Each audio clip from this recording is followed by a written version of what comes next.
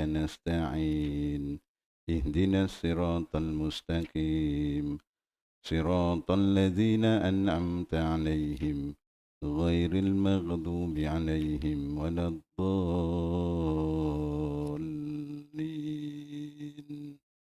آمين. الحمد لله رب العالمين وبه نستعين والعاقبة للمتقين ولا عدوان إلا على الظالمين. أشهد أن لا إله إلا الله وحده لا شريك له وأشهد أن محمدا عبده ورسوله. اللهم صل على سيدنا محمد وعلى آله وصحبه أجمعين. سبحانك لا علم لنا إلا ما علمتنا إنك أنت العليم الحكيم. ربي اشرح لي صدري ويسر لي أمري واحلل عقدة من لساني يفقهوا قولي. اللهم افتح علينا فتوح العارفين بحكمتك وانشر علينا برحمتك وذكرنا ما نسينا وعلمنا ما جهلنا يا ذا الجلال والإكرام. اللهم ارزقنا فهم النبيين وحفظ المرسلين وإلهام الملائكة المقربين ولا حول ولا قوة إلا بالله العلي العظيم. Amma ba'd.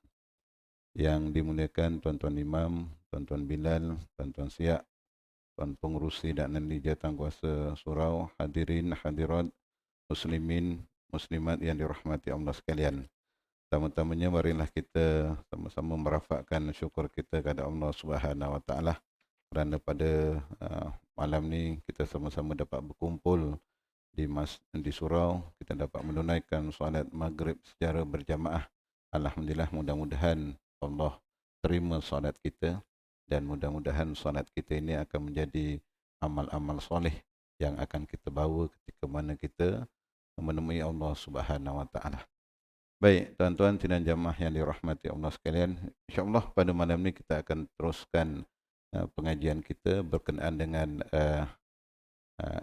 miras, ilmu miras ataupun kita biasa kata ilmu faraid lah. Hal-hal yang berkaitan dengan harta ataupun apa yang ditinggalkan oleh si mati. Okey, baik. Insya-Allah malam ni kita lihat hak liability. Hak liability ke atas harta yang ditinggalkan oleh si mati. Maksudnya apa tuan-tuan? Sebelum harta yang ditinggalkan oleh si mati ini pergi dapat ke tangan waris, ada hak yang perlu ditunaikan ke atas harta tersebut. Jadi dalam bahasa mudah kita jangan duk gelojoh sangatlah. Oh, bapa kita dah meninggal dunia, dah anak dah berebut dah. Dah terus bagi-bagi. Tak boleh tuan-tuan. Sebab harta tersebut ada hak dia yang perlu ditunaikan. Hak yang perlu ditunaikan. Baik. Kalau tuan-tuan rujuk dalam banyak kitab-kitab kitab-kitab faraid lah, khususnya kitab-kitab yang lama, dia ada empat perkara yang perlu ditunaikan ke atas hak ataupun liability harta pusaka. Yang pertama pengurusan jenazah. Pengurusan jenazah. Maksudnya apa tuan-tuan? Maksudnya segala urusan jenazah. Sebab hari ini urusan jenazah ni perlukan modal, betul? Dia bukan percuma. Dia perlukan kos. Segala kos itu ditanggung oleh siapa? Harta yang ditinggalkan oleh si mati. Itu maksudnya. Okey, yang tu nanti kita akan detailkan lah. Yang kedua apa dia tuan-tuan? Yang kedua hutang-hutang si mati. Hutang-hutang si mati ni perlu dilunaskan. Bila mula dilunaskan tuan-tuan? Yang ni nanti kita akan bincang sedikit. Sebab dalam masyarakat kita ada sedikit ketidaktepatan dah tentang hutang ni, insya-Allah. Baik, seterusnya apa tuan-tuan? Pelaksanaan wasiat. Maksudnya kalau si mati ada wasiat, kena laksanakan dulu wasiat. Apa yang ada dalam wasiat tu? Semak dulu wasiat tersebut. Yang keempat tuan-tuan, harta sepencarian. Harta sepencarian ini dalam kitab-kitab lama dia tak sebut. Tapi kalau di bawah kitab-kitab yang terkini, uh, ada sebut harta pencarian. Kalau di bawah enactment Undang-Undang Keluarga Islam Selangor 2003 pun ada menyebut tentang tuntutan harta pencarian. Dibenarkanlah oleh undang-undang. Baik. Kemudian, tuan-tuan, apa dia lagi? Barulah harta tersebut boleh pergi kepada waris. Maksudnya, dia ada peringkat dia lah, tuan-tuan. Bukannya A mati, terus bagi-bagi harta. Tak boleh. Okey, dia ada dia punya step-step tu. Baik, yang pertama pengurusan jenazah. Jumhur ulama sepakat mengatakan bahawa pengurusan jenazah yang wajib ni tuan-tuan ada 4. Yang ni biasa kita maklumlah. Iaitu apa dia tuan-tuan? Memandikan jenazah, mengafankan jenazah, mensolatkan dan menanam. Baik, dalam 4 perkara ini tuan-tuan, perlu tak kos? Perlu tak hari ini, perlu tak duit? Ataupun perlu ke tidak belanja untuk menguruskan jenazah tersebut? Perlu. Perlu. Dan ia boleh diambil daripada harta si mati. Maksudnya waris tak perlu risaulah. Maksudnya kalau si mati meninggalkan banyak harta, tak ada masalah. Mungkin boleh berhutang dulu dengan pihak surau. Surau uruskan. Lepas tu pihak surau boleh tuntut balik pada waris. Kalau si mati ini meninggalkan harta yang banyak. Kalau si mati ini tak ada meninggalkan harta langsung, tuan-tuan, itu tanggungjawab masyarakatlah untuk menguruskan jenazah tersebut daripada mula mensolat, memandikan hinggalah menanam. Sebab itu hari ini alhamdulillah di mana-mana surau masjid ada khairat kematian. Khairat kematian ni adalah satu perkara yang baik. Dalam Islam disebut sebagai tabarruk, sumbangan. Kita memberi sumbangan apabila sesuatu daripada orang yang turut serta dalam khairat tersebut ditimpa musibah. Itu maksud tabarruk. Kita memberi sumbangan. Sebab tu dia tanya, Ustaz, saya tak tahun bayar khairat kematian. Bila saya nak dapat manfaatnya? Tunggu mati. Mati nanti dapatlah manfaat. Boleh tak tahun 5 tahun sekali saya ambil balik? Ambil, tak apa, ambil lah. Esok kamu mati, kamu tanggung sendiri. Contoh gitulah tuan-tuan. Dalam bahasa mudah lah kita kata. Sebab khairat itu adalah, orang kata, tanggungjawab bersamalah kita bantu. Okey, baik. Okey, baik. Dari segi apa yang boleh kita gunakan daripada harta si mati dalam menguruskan 4 perkara yang wajib ni. Okey, baik. Pertama, kita tengok memandikan. Apa yang boleh kita bayar daripada harta si mati ni untuk uruskan mandi jenazah? Upah mandi. Boleh bayar tak? Boleh tak guna harta pusaka si mati? Boleh. Apa lagi? Untuk mandi saja, untuk mandi. Beli peralatan mandinya dengan sabun semua. Boleh. Contoh, kalau surau ni, contoh cas 200, boleh. Lepas tu boleh claim balik pada waris. Janganlah claim hari tu, orang tengah sedih kan, tunggu. Selesai. Maksudnya benda tu boleh dituntut. Andai kata si mati tadi tu, andai katalah kalau si mati dia tak ikut khairat kematian. Contoh, boleh tak surau tuntut? Boleh. Tuntut daripada harta peninggalan si mati.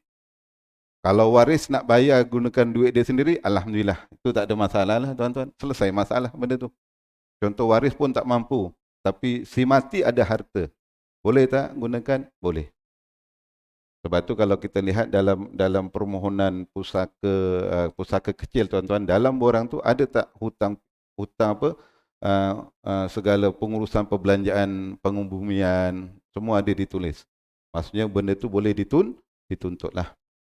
Ataupun contoh si waris yang sulung contohnya, dia keluarkan duit dia sendiri untuk urusan jenazah ayahnya. Nanti waktu dia tuntut balik, waktu dia buat bicara pusaka tuan-tuan, boleh tak modal yang dah digunakan tadi tu dituntut balik supaya nanti pembahagian harta pusaka ayahnya tu yang mana yang kos pengumbumian, kos jenazah tadi semua tu dia dapat balik? Boleh. Itu maksudnya. Okey, baik. Yang kedua, tadi memandikan. Yang kedua, mengafankan. Apa dia? Kos beli kain kafan. Apa segala benda lah yang berkaitan dengan mengafankan. Boleh dituntut.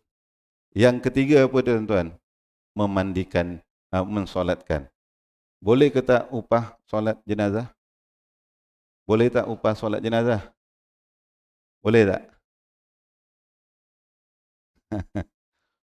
Boleh tak upah solat? Upah solat tak boleh. Walaupun solat jenazah dibayar upah, tak boleh. Tak boleh diambil daripada duit si mati. Tapi kalau waris nak sedekah, boleh ke? Boleh.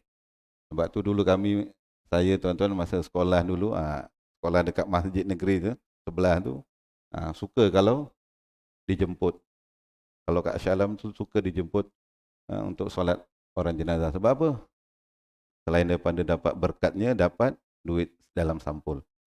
Tengah doa je orang lalu dia masukkan duit. Waktu tu kita pakai baju Melayu kan tuan-tuan. Budak sekolah kan. Kita doa. Doanya apa? Bila lagi orang mati lepas ni? Bila lagi orang mati lepas ni? Sebab kalau ramai lagi mati, banyak kali kita dijemput tuan-tuan. Dapatlah upahnya. Okey, baik. Untuk ibadat khususiah tak boleh upah. Ini dikira solat ni sebagai ibadat khususiah. Tak boleh diupah. Maksudnya tak boleh diupah, apatah lagi upah tu diambil daripada harta peninggalan si mati. Tapi kalau, yang ni biasa berlaku tuan-tuan. Ini berlaku ada satu masjid di Kuala Kubu, masjid utama di Kuala Kubu.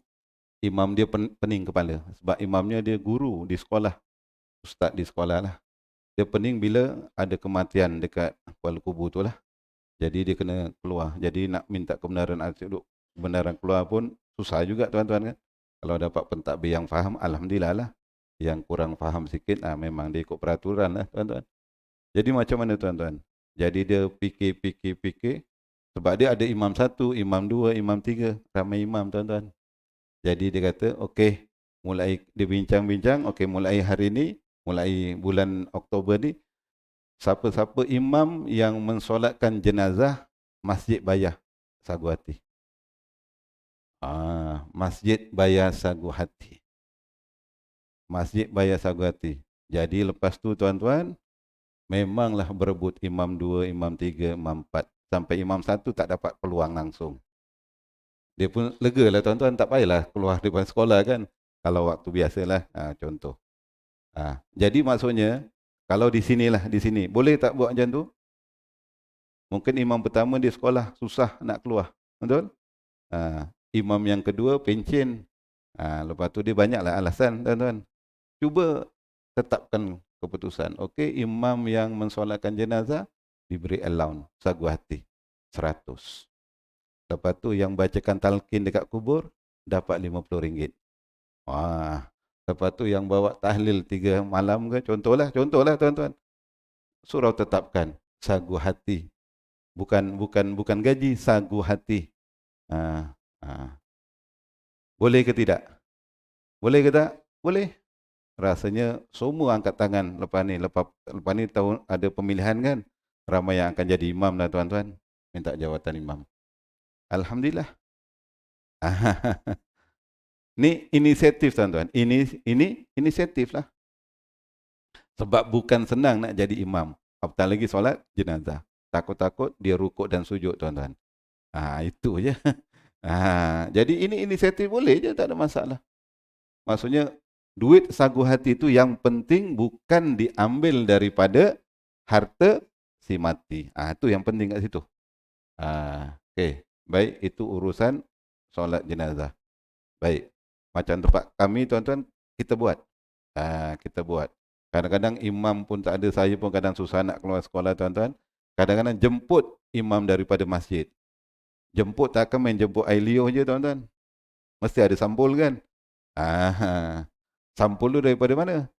Surau lah. Kan kita kumpul duit khairat kematian, betul? Gunakan tuan-tuan. Contoh surau ni. Khairat kematiannya setahun berapa ribu? Setahun agak-agak berapa orang yang mati dekat karya ni? Buatlah kajian 5 tahun yang lepas. Setahun tahun 2018 berapa orang? Tahun 2019 berapa orang? Tahun 2000 buat analisis. Jadi tahu-tahu setahun tak ramai, lebih kurang 10 orang je. Jadi pendapatan khairat kematian setahun berapa? Contoh 5,000. 5,000 cukup buatlah. Boleh kita buat analisis gitu tuan-tuan. Jadi sediakan suaga hati. Jadi imam tadi tu semangatlah sikit tuan-tuan. Doanya pun panjang. Kalau tak dia pendek je. Ini benda-benda uruf setempat. Kita boleh create tuan-tuan. Supaya ialah kadang kita nak menyuruh orang menjadi imam tu bukan benda yang mudah lah tuan-tuan kan. Jadi kita kena inisiatif macam mana.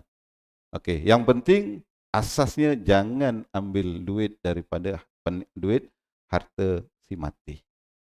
Okey, baik. Itu solat. Yang keempat, menguburkan. Apa yang boleh, kos yang boleh diambil daripada menguburkan? Upah menggali kubur. Bukan senang tuan-tuan menggali kubur. Lagi-lagi kan tanah Peguran Mero kan. Dia tanah keras apa semualah. Okey, baik. Ada dia punya kosnya tuan-tuan. Okey, baik.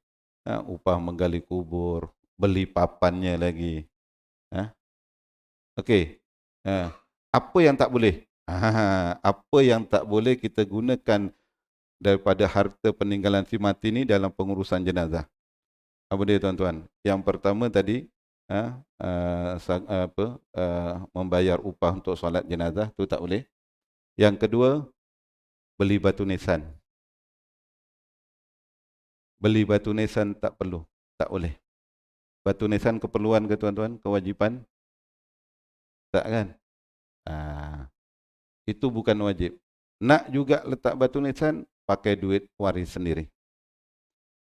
Jangan ambil duit daripada harta peninggalan si mati. Okey, lepas tu apa lagi? Kepuk. Kepuk kubur tu kan tuan-tuan. Harga ribu kan? Harga ribu. Boleh ke? Itu benda yang wajib ke tuan-tuan? Tak wajib kan? Sebab tu tak ada keperluan. Tapi kalau tuan-tuan nak juga boleh. Tapi jangan ambil duit daripada harta si mati. Kalau harta waris, terpulang. Harta waris, terpulanglah. Sekarang kepuk ni pun ada dia punya standard dia kan tuan-tuan. Ada standard dia kan. Ada standard dia. Baik. Itu antara perkara yang tak boleh lah. Okey, satu lagi. Kenduri arwah. Dalam kitab ni pun ada perbahasan sebenarnya kenduri arwah ni. Boleh ke tak? Boleh ke tak? Boleh ke tak? Ni khilaf. Tuan-tuan lepas ni jangan label saya pula nanti. Oh, ni dah golongan ni pula. Jangan, bukan. Dalam kitab ni ada perbahasan dia. Okey, baik. Kenduri arwah asasnya boleh. Tak ada masalah, tuan-tuan. Cuma kenduri arwah ni dalam masyarakat kita, kita lebih kepada menjurus apa? Mendoakan si mati. Sedekahkan bacaan, sedekahkan kalimah la ilaha illallah. Itu tujuannya untuk si mati. Tak ada masalah. Cuma apabila dalam masyarakat kita kenduri arwah ataupun tahlil mesti akan disertai dengan apa? Makan. Kalau tuan-tuan dijemput kenduri tahlil tak ada makan. Sekali itu je lah. Ataupun tuan rumah kata, Pak Imam malam ni air kosong je. Air kosong. Buat yang paling ringkas. Cuba nasi biryani tuan-tuan. Allahu Akbar. Biasa kita 33 je kan. La ilaha illallah. Ini 100. Sebab nasi biryani. Okey. Boleh. Okey, baik. Ada perbahasan lah tuan-tuan. Khilaf lah.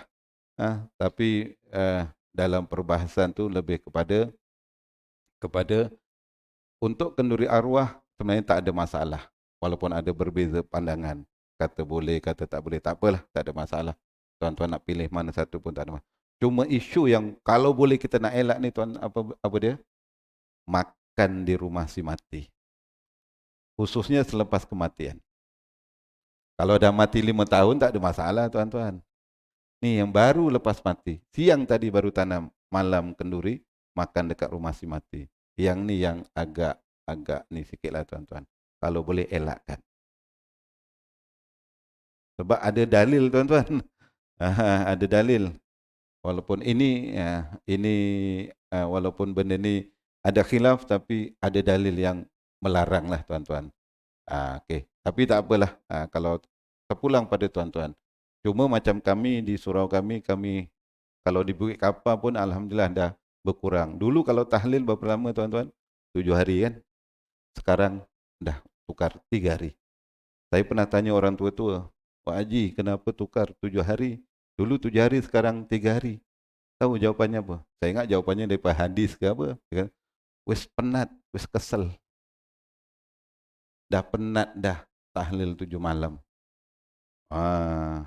Kenapa penat? Dia pun kata, alah, wis bosan dah tahlil. Mau mati weh tahlil, mau mati weh tahlil. 7 hari. Dia kata dah penat. Jadi masalah yang dulu ni tahlil ni macam tak ikhlas lah tuan-tuan. Dah penat. Kenapa tuan-tuan? Dulu betul lah orang dulu kan.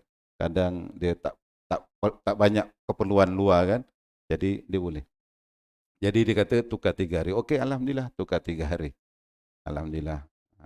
Tapi kami buat macam mana tuan-tuan? Kami buat tahlil di surau. Kami tak buat tahlil di rumah si mati. Sebab hadis tu kami pegang. Buat tahlil lah, buat. Tapi di mana? Di surau. Kami jemput ahli keluarga si mati datang surau 3 hari. Kami buat 3 hari. Lepas tu dia nak sambung sendiri tuan-tuan di rumah terpulang. Dan ahli keluarga datang ke surau, jangan bawa makanan. Dulu asalnya tiba-tiba dia akan, Ustaz malam ni nak buat berkat berapa orang? Kita kesian tuan-tuan. Dia baru je lepas kematian ahli keluarga. Dah sibuk nak sediakan makanan. Dia kata, mula-mula kita serba salah. Lala saya buat keputusan, panggil AJK mesyuarat. Mulai sekian hari bulan, kita tak nak. Ada kematian, buat tahlil dekat surau. Dan kami tak benarkan ahli keluarga bawa makanan. Kami yang akan sediakan makanan. Surau yang akan sediakan makanan.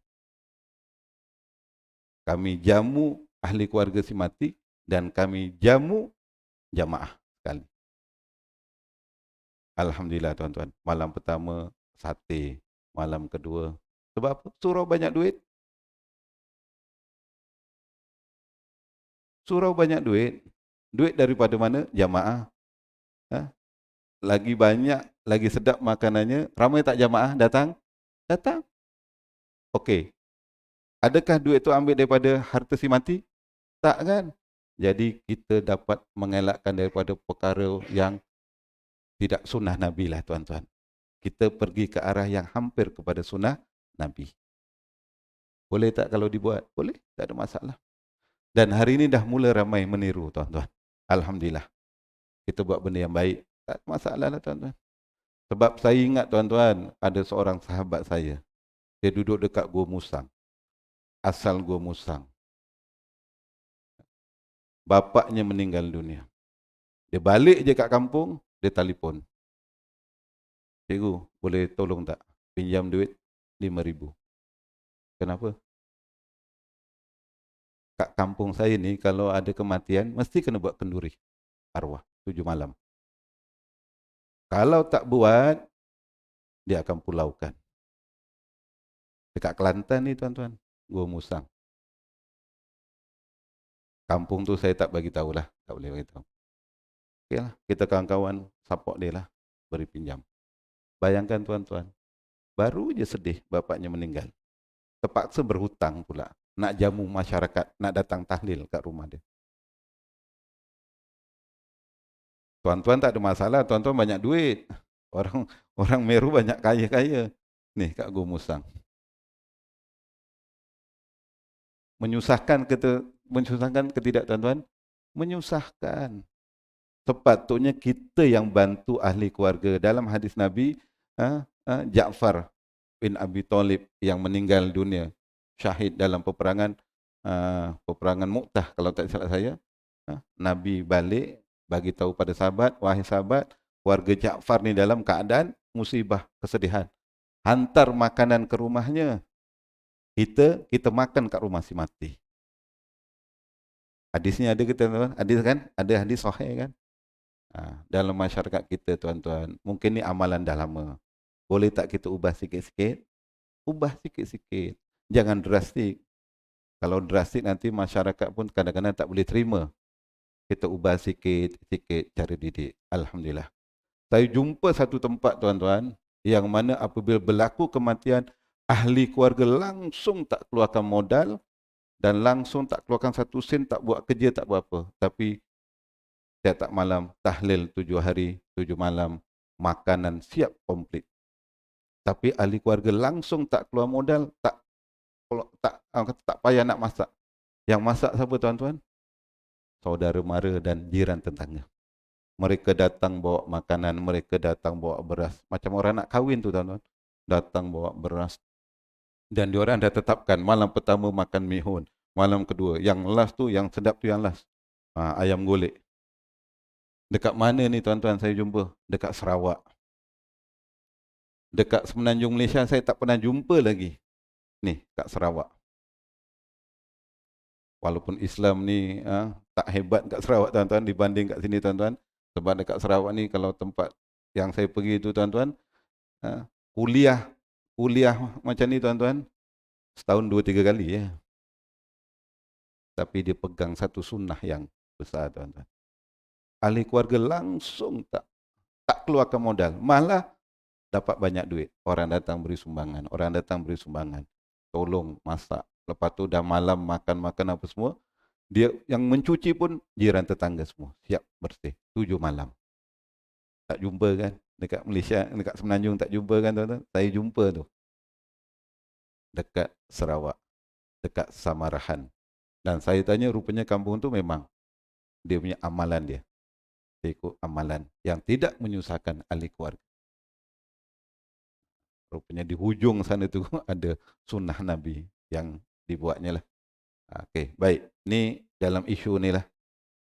Apa pun tuan-tuan yang penting dalam menguruskan harta dalam liability ni maksudnya tuan-tuan, sebelum harta tu pergi kepada waris, dia perlu dulu diselesaikan tadi tu. Pengurusan jenazah kalau dia ada kos contohnya kan. Lepas tu dari segi mensolat apa, dari segi hutang yang tu. Okey. Baik. Cuma tadi saya tertinggal. Ni amalan dalam masyarakat kita lah. Sebab ada hadis sahih tuan-tuan dalam mensolatkan jenazah. Biasa kita solat jenazah ni tuan-tuan kan kita tengok sebelum kita bawa jenazah ni ke kubur, biasanya kita akan buat apa tuan-tuan? Ada ucapan, betul? Ada ucapan kan? Wakil daripada maksudnya daripada wakil surau mewakili ahli keluarga. Biasa minta apa? Minta supaya jenazah ini diberikan kemaafan. Kalau ada hutang piutang boleh dituntut pada waris. Baik. Ucapan ni biasanya diucapkan bila? Nak dibawa ke kubur. Selepas solat. Okey, baik. Ada hadis Nabi SAW, hadis sahih. Hadis riwayat Imam At-Tirmizi, Imam Bukhari pun ada dalam kitab Janaiz. Lepas tu dalam Imam Muslim pun ada. Dalam kitab Faraid. Yang mana Nabi SAW tidak mensolatkan jenazah yang mana jenazah tersebut masih ada hutang dengan Allah. Dia tak solatkan. Dia suruh sahabat lain solatkan. Sehinggalah hutang si mati ini ditanggung sama ada oleh waris ataupun oleh sahabat lah pada waktu itu. Barulah Nabi solatkan jenazah tersebut. Panjanglah perbahasannya tuan-tuan. Cuma kita nak ubah sikit. Kalau di tempat sini macam mana? Biasanya kita ucapan tersebut tu kita buat selepas solat. Betul? Masa kita nak bawa ke tanah perkuburan. Betul? Betul. Kalau ikut sunnah Nabi, Nabi ucapkan dulu sebelum solat. Kenapa tuan-tuan? Nak selesaikan hutang si mati. Sebab si mati ni masih berhutang. Sebab dalam hadis ni dia sebut dalam bab hutang jenazah. Kalau dalam kitab At-Tirmizi ni, dalam kitab Imam Bukhari, dalam bab dalam Sahih Bukhari dalam bahagian hiwalah, perpindahan hutang. Kenapa kita kena buat gitu tuan-tuan? Maksudnya kalau kita dah mula ubah. Kalau tempat saya dah ubah, ada beberapa tempat saya buat pengajian, saya minta diubah sikit. Sedikit sedikit, alhamdulillah ramai yang ikut. Cuma ramai yang tertinggal, orang kata tak buat. Tak apa, terpulanglah tuan-tuan. Okey. Sebab apa tuan-tuan? Sebab ini satu hadisnya. Yang kedua, yang kita duk solat ni tuan-tuan, kita mendoakan si mati, betul? Mendoakan si mati. Sebab ada satu lagi hadis, selagi mana hutang si mati ni ada hutang, rohnya macam mana tuan-tuan? Ada kan? Ada hadisnya. Jadi maksudnya ketika kita mendoakan, maksudnya tak ada tak sempurna lagi lah. Hutang si mati itu tak selesai. Jadi yang terbaik. Jadi amalan sebelumnya bukannya salah. Kita cari yang terbaik. Hampir kepada sunnah Nabi. Sebelum jenazah itu disolatkan, wakil daripada waris ataupun pihak surau, mewakili ahli keluarga, mewakili si mati lah, senang cerita tuan-tuan. Pertama, supaya minta maafkan dosa, kesalahan si mati. Tuan-tuan, okey. Yang kedua, kalau ada hutang piutang, kalau si mati ada berhutang, jadi mulai hari ini, maka waris yang akan tanggung, kena ucapkan. Ini dalam konsep hiwalah. Sebab itu Imam Bukhari meletakkan hadis ini dalam bab hiwalah. Hiwalah ni perpindahan hutang. Jadi kalau dah hutang tu berpindah, maksudnya apa tuan-tuan? Jenazah tu ada hutang lagi tak? Selesai, bersih, suci. Boleh Bapak? Jadi ketika mana kita mendoakan itulah dalam keadaan bersih rohnya. Okey. Ini yang ada dalam hadis lah tuan-tuan. Yang ni memang jaranglah kita tekankan benda ni. Tapi sebenarnya ada hadis Nabi lah. Dalam tajuk hutang jenazah. Jadi yang terbaik. Kita mencari yang terbaik. Mungkin selepas ni boleh diubahlah. Maksudnya sebelum kita solat tu. Sebelum kita solat, sedikitlah kata-kata daripada pihak ahli keluarga. Biasanya apa? Ucapkan terima kasih kepada ahli jamaah yang datang ziarah. Mohon keampunan segala apa kesalahan si mati sepanjang hidupnya. Kemudian kalau siapa-siapa yang ada nak menuntut hutang kepada si mati, lepas ni boleh jumpa kepada warisnya. Istihar. Jadi apabila dah diistiharkan tu, berlakulah hiwalah, perpindahan hutang daripada seorang kepada orang yang lain, daripada si mati ni berpindah kepada yang hidup waris. Jadi jangan pula waris, aku tak nak, janganlah pula itu tuan-tuan. Terima je. Sebab nanti yang nak bayar hutang tu siapa? Bukannya harta waris, harta si mati. Harta si mati yang digunakan, bukan harta kita yang hidup, bukan. Okey, yang ni kalau boleh diubah, alhamdulillah. Slow-slow lah, sikit-sikit tuan-tuan. Ada dia punya, sebab ada dalil dia. Kita buat berdasarkan kepada dalil lah. Alhamdulillah tuan-tuan. Jadi sebab Nabi sendiri tak nak solatkan. Dia tanya pada sahabat, sebab ada sahabat bagi tahu jenazah ni berhutang. Jadi Nabi tak nak solatkan selagi mana hutangnya tak diselesaikan. Tapi ada sahabat yang selesaikan, barulah Nabi solatkan. Selepas pembukaan kota Mekah, Islam dah daulah dia dah, Baitul Mal pun banyak duit tuan-tuan. Kalau si mati ni ada hutang, tak mampu dibayar oleh waris dan sebagainya, Baitul Mal yang akan selesaikan. Jadi selesai masalah. Jadi yang penting untuk apa tu tuan-tuan? Untuk apa? Roh yang kita doakan tadi tu dah bersih. Tak ada hutang piutang. Jadi doa kita insya-Allah lah. Itu dari segi satu bab lah tuan-tuan yang boleh kita fikir-fikirkanlah. Kita kadang-kadang perlukan sedikit perubahan. Habis yang dulu tak boleh? Tak, yang dulu-dululah. Yang dulu. Bukan yang dulu tak boleh. Dulu pun betul. Cuma kita nak cari yang lebih tepat. Sebab ada sandaran. Baik. Uh, ada soalan ke azan dulu kejap? Nak azan dulu. Lepas tu kita sambung sikit kalau ada soalan. Baik.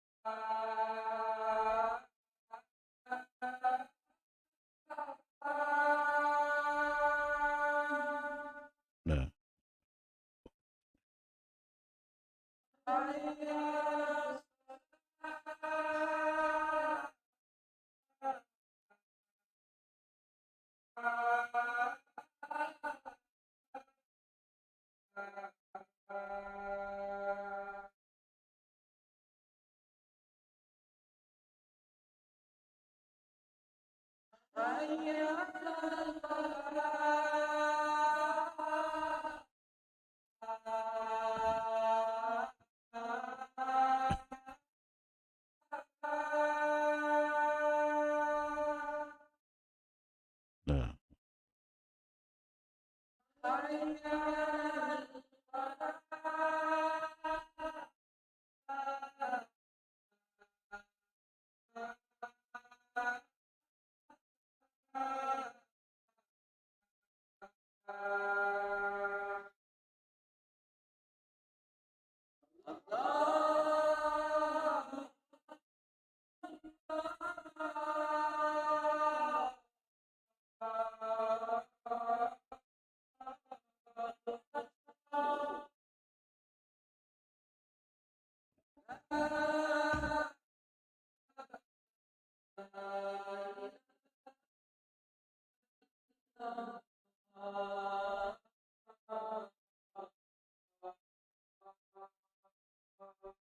La ilaha illallah. Salatul Wabarakatuh. Innaka la tu- Baik, sikit je tuan-tuan. Tadi bab hutang si mati. Baik, hutang si mati ni ada dua jenis, iaitu hutang kepada Allah dan hutang kepada manusia. Hutang kepada Allah ni contohnya apa tuan-tuan? Contohnya si mati dulu belum menunaikan haji dan umrah. Yang tu wajib ditunaikan. Kemudian contohnya si mati meninggalkan puasa. Maka digantikan dengan fidyah. Okay. Kalau si mati belum lagi menyelesaikan urusan zakatnya, maka itu dianggap sebagai hutang lah.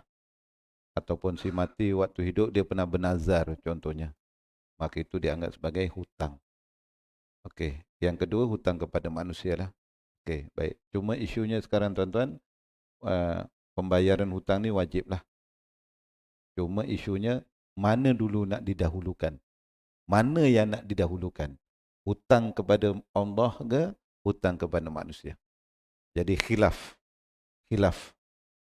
Mengikut jumhur ulama.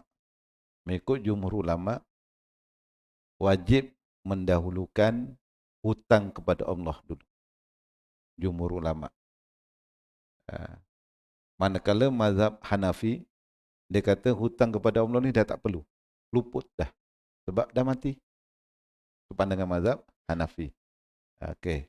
Maksudnya, jumhur ulama, termasuklah mazhab Syafi'i, yang kita duk pegang ni tuan-tuan. Maksudnya hutang kepada Allah ni didahulukan. Dan wajib dilaksanakan. Okey. Manakala hutang kepada manusia ni pula tuan-tuan, bagi mazhab Malik, mazhab Maliki dan juga mazhab Hanafi, dia kena bayar, kena dahulukan. Dia kena selesaikan. Diutamakan. Okey. Kalau tak cukup, mazhab Syafi'i pula kata apa? Kalau tak cukup, selepas selesaikan hutang kepada Allah, tak ada baki. Hutang kepada manusia tak perlulah. Dia dua khilaf lah tuan-tuan. Maksudnya ada dua pandangan. Ada pandangan didahulukan hutang kepada Allah. Satu pandangan lagi didahulukan hutang kepada manusia. Cuma hutang kepada manusia ni tuan-tuan, yang penting apa dia? Yang pemiutang ataupun yang pemberi hutang tu kena tuntutlah. Kena maklumkan datang jumpa waris, tuntut. Contoh. Ataupun kalau mereka yang dulu mungkin berhutang dengan pihak bank lah. Biasanya banyak berhutang dengan pihak bank lah kan. Yang tu waris kena selesaikan lah. Sebab kalau contoh hutang kereta kan, kalau dia tak ada auto life insurance contoh, kereta tetap kena bayar. Jadi nak tukar nama tuan-tuan, kena bayar cash lah baru boleh tukar nama. Contoh gitulah. Yang tu maksudnya hutang tu kena wajib dibayar lah. Kalau tak dibayar, dia tak boleh ni lah kan tuan-tuan. Jadi itu diproses. Hutang ni maksudnya, hutang ni sebab disebut dalam Quran, mimba diwasiyati yusi biha audain.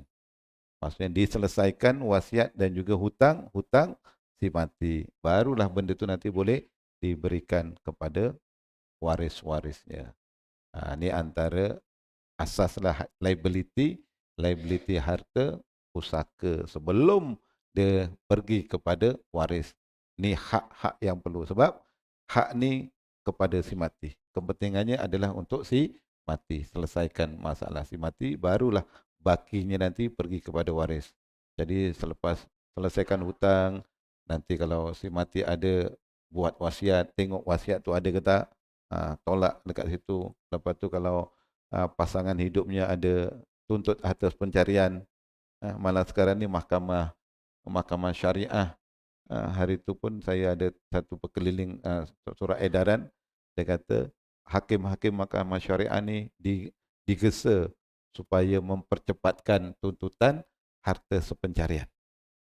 Sebab harta pencarian kadang tuntutannya lama tuan-tuan. Jadi kalau ketua amanin diberi, nanti benda-benda lain tu dia selepas pencarian barulah boleh selesaikan pusaka lah. Itu ada arahan lah. Saya pernah bacalah arahan tersebut tuan-tuan. Jadi ini antara hak-hak liability harta pusaka sebelum jatuh kepada waris. Baik, sebelum saya tutup, kalau ada soalan lah. Ada, faham? Ya, tuan.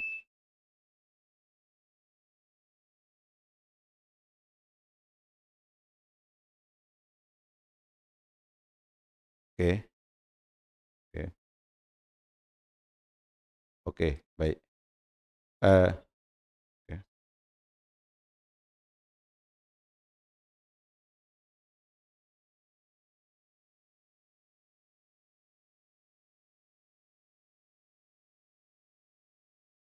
Okey, baik. Soalan pertama, suami mati, ha? Isteri yang mati. Siapa yang layak dapat? Contoh, saya mati tuan-tuan. Orang yang paling hampir yang tidak ada yang boleh didinding untuk mendapat harta pusaka. Yang tidak ada halangan.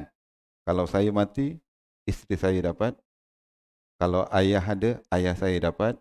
Kalau ibu saya ada, ibu saya dapat. Kalau anak laki saya ada, anak laki saya dapat. Kalau anak perempuan saya ada, anak perempuan saya dapat. Ini golongan yang tidak terhalang. Tadi tanya adik-beradik. Adik-beradik ni sisi apa? Waris hawasi, sisi. Nasab yang sisi. Dia akan dapat jika tidak ada halangan, tidak ada waris yang menghalang dia untuk dapat. Kalau dia ada anak laki, contoh saya ada anak laki tuan-tuan, saya mati. Saya ada anak laki, lepas tu saya ada adik-beradik. Adik-beradik saya terhalang kerana ada anak laki saya. Kalau anak laki saya tak ada, tapi bapa saya ada lagi. Jadi bapa saya yang akan tendang anak-anak dia yang lain daripada dapat. Ya, sama juga dengan isteri. Isteri mati, siapa keliling dia? Suami, anak laki, anak perempuan, ibu, bapa. Tengok yang sisi itu ada tak yang menghalang. Kalau ada menghalang, dia tak dapat. Contoh, dia waris ni tuan-tuan, ada 24 semuanya. Dalam 24 ni tuan-tuan, semua jadi waris. Tapi 6 tadi tu, tak ada halangan. Maksudnya yang lain tu tunggu dekat tangga dulu. Yang tu tak ada baru dia boleh naik. Maksudnya kalau ada yang menghalang, dia tak dapat lah. Sebab dulu ada ke, saya kan adik-beradik pada mati. Betul, pakcik adik-beradik mati. Saya anak si mati. Pakcik duduk tangga dulu. Nanti saya belanja teh tarik. Pakcik tak dapat sebab saya ada. Dia macam tu lah. Walaupun semua ngaku, betul, ngaku, tapi inilah dia waris yang boleh menghalang tak halang.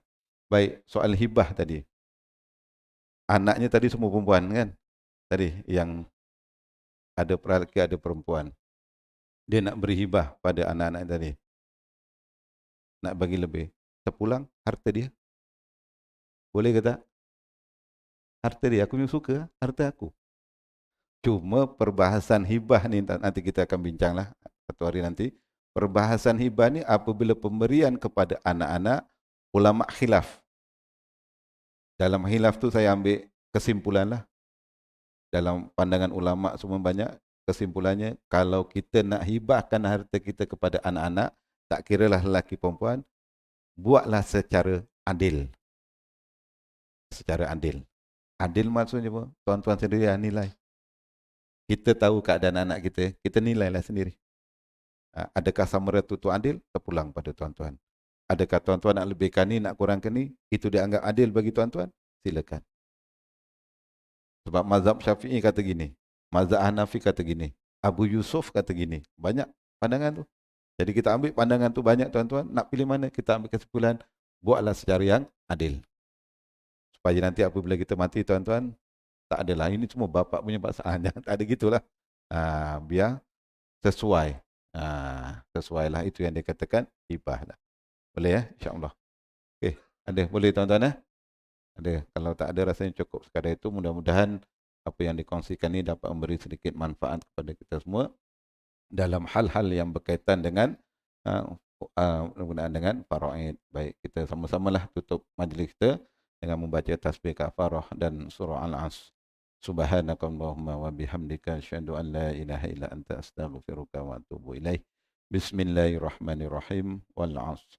Innal insana lafi khusr illa alladzina amanu wa 'amilus solihati wa tawasaw bil haqqi wa tawasaw bis sabr. Wabillahi taufiq wal hidayah. Assalamualaikum warahmatullahi wabarakatuh. Alhamdulillah.